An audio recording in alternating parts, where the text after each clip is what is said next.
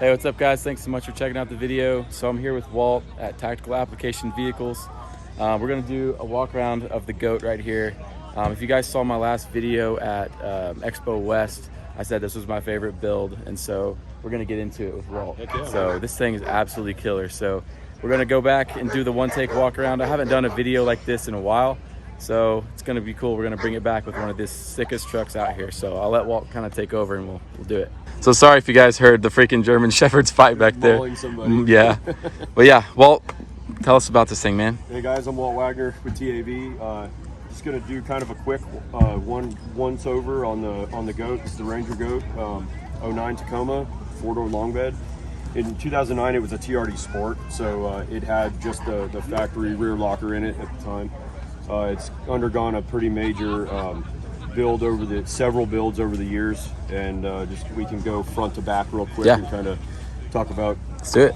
things. So for lights on this truck, we work with Baja Designs. Been really loving the LP series lights for the front end, trying to keep it somewhat simple with the bumper. It's literally there to hold the winch, recovery points, and lighting. It still does protect the front of the truck, but trying to keep the lights down low to keep airflow going through the transmission cooler and intercooler for this Magnuson supercharger. You got these cool little this was just trim pieces, I guess. Like a trim piece, some ABS plastic. We wanted to kind of close that up a little bit, clean it up some. We use a lot of ABS for different things, like our inner fender liners and stuff for the long travel trucks. So modified the frame very slightly, nothing real major on the frame, the end of the frame here. So we kind of tapered that in and created another strong point for the bumper to tie into. So it wasn't pulling straight off the front of the frame, but suspension is the Total Chaos plus 3.5 long travel. That's why we're able to fit 37's on here with very low preload on the coilovers, so all of our angles are really nice and straight still. It's been I don't typically recommend bypass shocks and stuff on a lot of our clients' trucks, just because unless they want to actually tune their truck that way. I do. I like to have that capability. So we did a little bit of tweaking a few weeks ago in Baja. It's kind of nice to get in and actually kind of tune that thing. So we don't run bypasses in the rear. It's a lot quieter to run a smooth body. I like the high-speed compression adjuster that we use back there. That is a very effective piece with the shocks the way we have King build them, but really like the balance of how this stuff's turning out. So that's what we try to incorporate into our stage setups through the other trucks we build for customers. So for wheels and tires, we're running Method's 703 Trail Series wheel. This is probably bead grip. Yeah, this is the bead grip. Yeah, very cool. Extremely effective holding that bead. It's so effective that we've broken our tire machine trying to get the bead to roll off of it when we're dismounting or changing tires. Wow. But it is very, very effective at low pressures.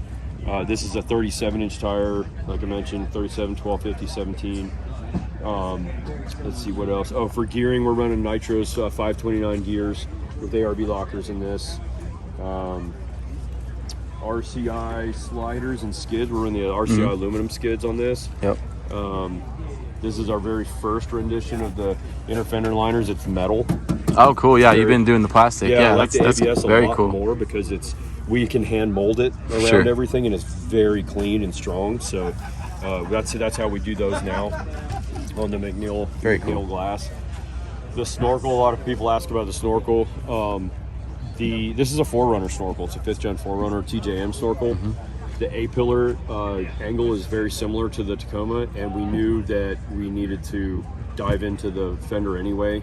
So, and this is designed to punch straight in on the 4Runner. So we just kind of notched it and ran it inside. It's all hidden inside the fender, straight over the factory air box, and it's been doing the trick. I liked having having it very low profile. Yeah. Because it wanted to occupy some of the same space as the rack and stuff. So we kind of just went with this setup a while back. We've done several of these for folks too, so we can duplicate this.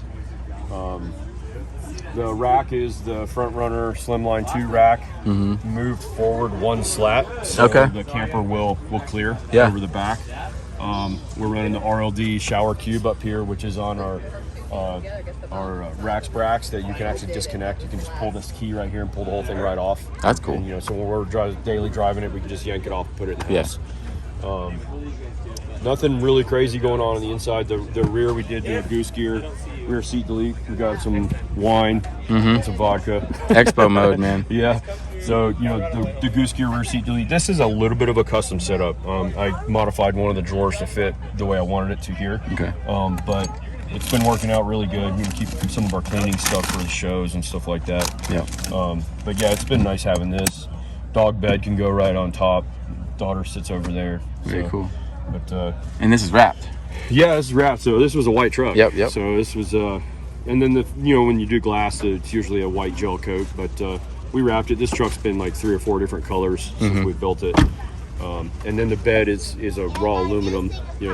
Our new bed, that we're working on with Bone Customs, will come powder coated black. So what you see here is just raw aluminum. It will be black, when we send these out to customers. So just kind of wanting to showcase the new bed that we've been working on with them. Yep. And it's the first working prototype. We had it at Expo West when you saw it. We mentioned about it last time. Thank you for that, by the way. That was cool little walk around. Yeah. We went directly from the booth on that trip straight into Baja for about 600-mile loop, almost exactly 600-mile loop down there. So we got to really live out of it, test it, see how it did for dust and stuff. As a matter of fact, this was never cleaned out from that trip, so you can see. This is very minimal intrusion. Yeah, very minimal. Yeah. And first try with this type of seal, it did really good. You can kind of see where it's sealed on the door. Right. So you can see. That's a tough thing to do. Is sealing stuff really off. Is. So, if you hit it directly with a pressure washer, you'll get some water in there, but you do that with your cab too if you're not careful. So, but I've been super happy with the minimal amount of dust that came into the cabinets and stuff. For this, like, this wasn't cleaned out. This is how it was. We were in and out of this a lot because we aired up and aired down everywhere we went. So I was able to air up like this truck on 37's and then our Ford on 37's with this Oasis compressor. This truck, I could do 4 37's from 18 psi to 40 psi in about less than 8 minutes. Wow. So because we use the Indiflate. This is the 2-hose Indiflate. Sure. You just hang it right here, fill both of them up. They're equalized the same pressure. Toss it under the truck, do the other side. So if you had the 4-hose Indiflate, you could air this thing up in probably 5 minutes or less. That's crazy. That compressor. Yeah, that is a big boy. Gnarliest compressor I've ever used. It really is, man. So we get them built per order when we're using them, and it's such a vital tool for what we do. You can run an air tool off of it we carry battery tools anymore, but you can use an air gun and blow dust off of stuff and fill up a mattress, whatever you want. It's so usable. So, but we're just wanting to kind of showcase the bed, the new bed. Yeah. The rear axle in this truck. So with it being 3.5 inches wider per side, and it's our stage 3. When we do a stage 2 plus or a stage 3, we are introducing a much stronger rear axle. So when we got this one made, we sent Curry our specs of how we wanted the housing. So it's a wider housing, Ford 9-inch housing, gusseted, and the 35 spline chromoly axle shafts work with the Ford 9-inch, the Nitro Gear Ford 9-inch diff on this. But it's also running a Toyota unit bearing in the end of this Ford 9-inch. So it's a different setup than an actual Ford. So that bearing doesn't have to be oiled. But that also means we can run a speed sensor and ABS sensor. So all of our ABS works. Oh, dude, that's traction great. control works. There's no lights on in the dash. Speedometer works. Everything works like factory. Wow. But with a Ford 9-inch rear axle.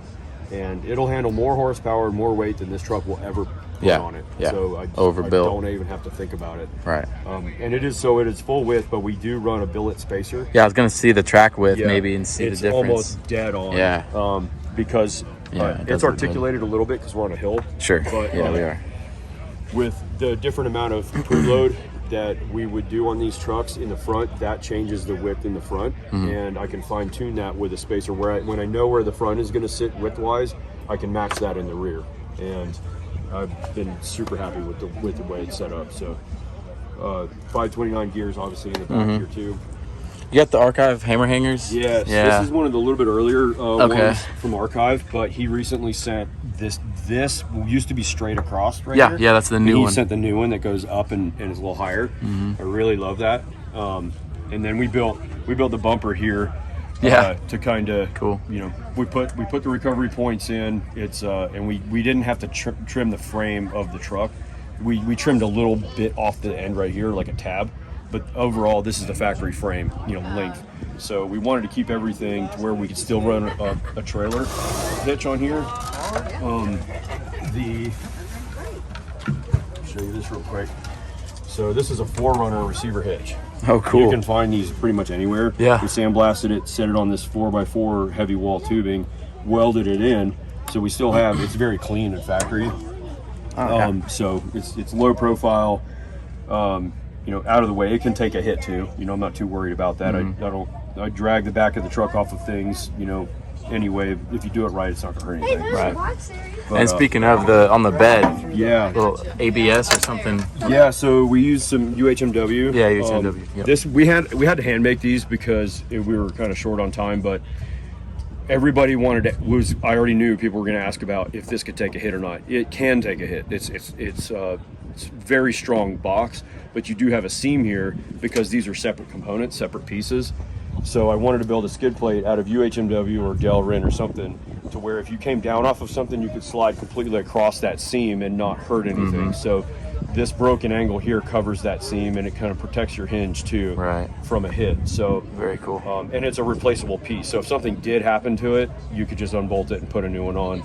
This is going to be countersunk. This wasn't supposed to stay this way ever. It's just to kind of get the point across on how this is gonna go on here.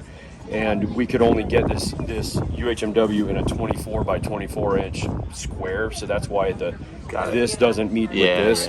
So the production version of this will be 3D scanned. It'll be probably Delrin. It'll be a stronger piece, but everything will be countersunk and super clean. You know, routed edges. Everything will be real nice and clean.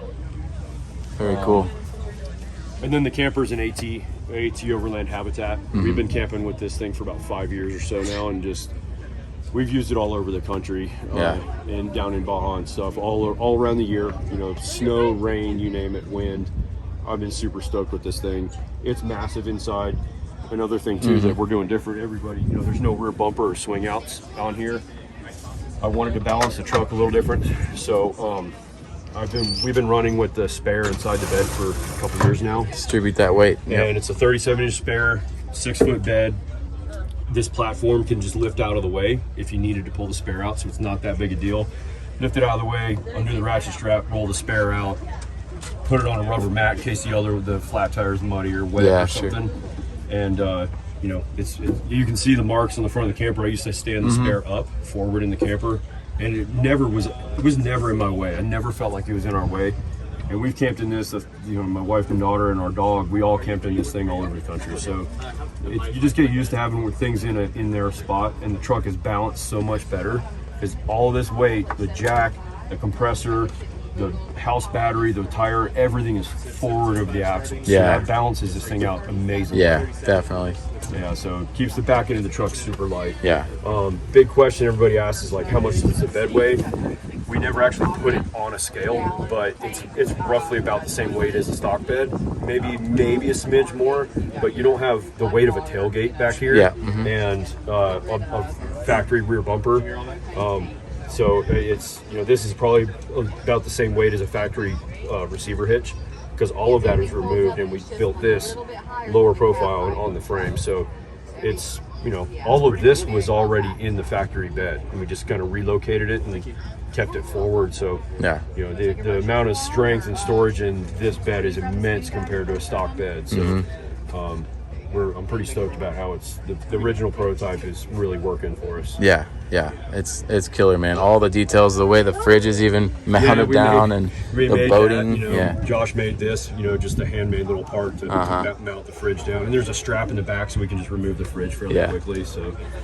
And this is like boating stuff? Yeah, like so, you know, we're from a nautical lifestyle. We grew up in the East Coast, and we were in the Coast Guard and stuff, my brother and I. So there's a lot of touches in the boat industry that I like, you know.